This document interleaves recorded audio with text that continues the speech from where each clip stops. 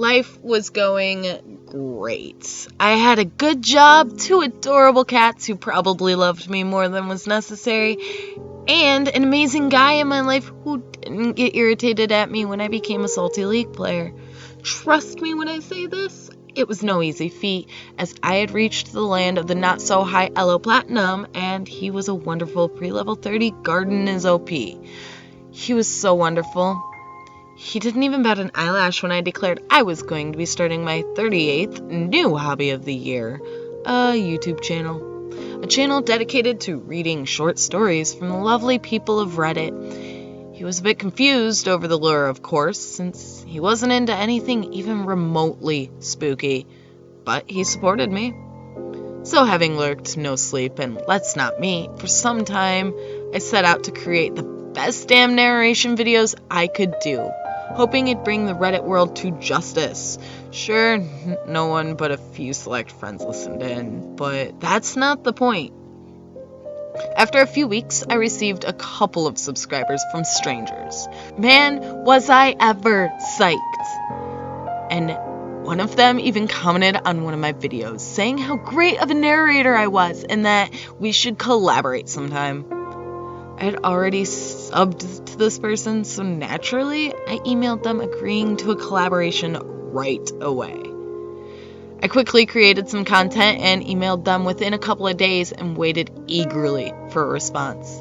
However, it was a disappointment I faced when they emailed me back claiming that the quality of the video was terrible. We began emailing back and forth trying to figure out the problem, and after several fretful nights, I reached what I thought was the desired result. Again, I was told the quality was too low. I used my very limited knowledge of anything technical to bring up the quality as high as I could, and faced another problem. Because of the length and quality of the video, I wasn't able to email it from my free Gmail account, but I did have a personal email that would accept loading the file. Now, I'd like to think I'm not a completely stupid person.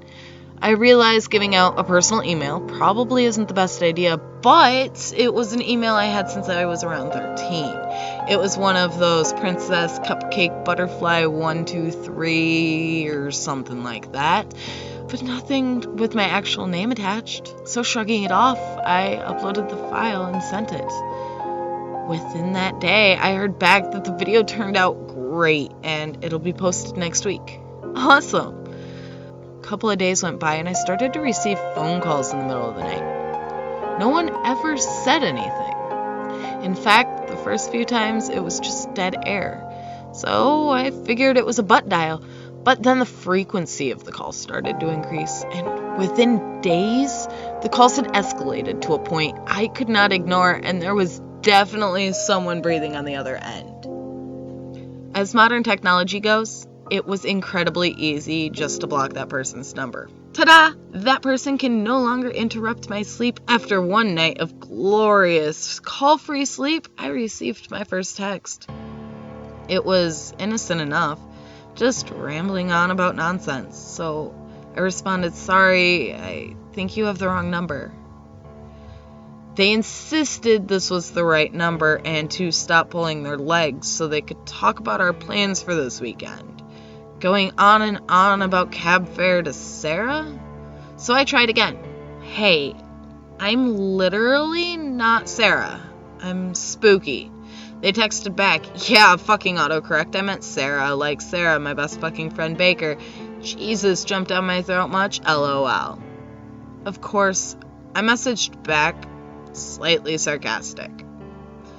"No, this is Spooky. Like Spooky don't even know who you are, Kins. You seriously have the wrong number, mate." After a few minutes, they responded, "Oh, sorry, Spooky. I seriously thought this was a prank." After a few minutes of sorries, we wrapped it up and stopped texting. However, within minutes, I started to receive friend requests on several social media sites from an account with no picture and names I didn't recognize, and silent call after call from unmarked numbers. Okay. I'm officially stupid. I gave my name out to some random person via text, and now they're harassing me. Once I finally figured that out, I started to change all of my settings to private or friends only where applicable, and then turned my phone off until later when I decided I should just get a new number or if I should wait a few days. The silence over the next few days was amazing. But then I started to get the gifts. They were sometimes sweet, but mostly they were dark, demented, and confusing. Things that made no sense. And the more I tried to focus on whatever it was, the more confused and terrified I became. At first they arrived hand-delivered, boxes left on my front porch with no postage. Once I began to recognize these packages as gifts from my stalker, the sight of one would send my stomach to drop. I would grow cold, freezing up from terror and eventually throwing up. Of course, I called the cops, and each time they couldn't really do much, just take a statement. Then, after some particularly disturbing gifts, a new cop suggested surveillance. Then they started to arrive by mail. They were all delivered by standard posts, meaning whoever sent them didn't have to physically go to a courier company to drop them off, so surveillance didn't even help me. Each day was a constant war of mind over nerves, and each battle my stomach lost. I was always frozen, shaky, sick with fear. My nerves started to really fray, and my work began to decline, so much so that my boss suggested a long-term leave of absence. On the way home that day, trying to figure out how much savings I could live off for a while, I saw a figure on my door stoop, bending down with a package in their hands. I freaked the fuck out. I didn't even think. I ran over and went ballistic on the guy. Unfortunately, that guy happened to be my loving husband, arriving home early and picking the package up. Or was it? I don't even know anymore at this point. I don't trust him. I don't trust anyone. Wait a second. I couldn't let myself get paranoid here. Of course I trust him, but that didn't stop the suspicion from forming in the back of my eyes. That didn't stop the constant fighting, and it certainly did not stop the stress slowly destroying what we worked so hard to build. I had just come back home from the doctors a few days after the latest incident. I developed stomach ulcers from the constant throwing up and all the sleep pills I was taking. I'd also lost a lot of weight and huge chunks of my hair.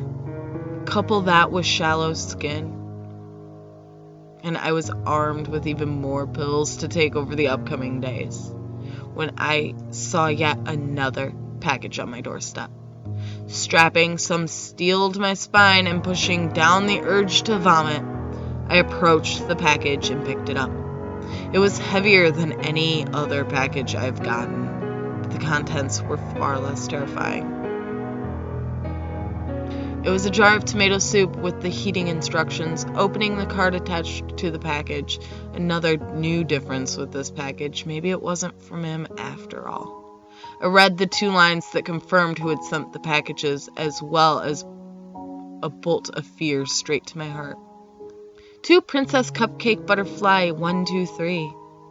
This soup isn't made from tomatoes, but it is made from 2 perfect ingredients.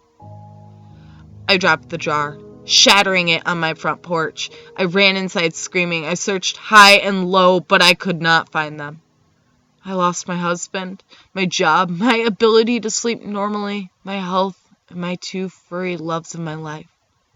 I've moved 3 times since then, but after a short period of time, I always get another gift.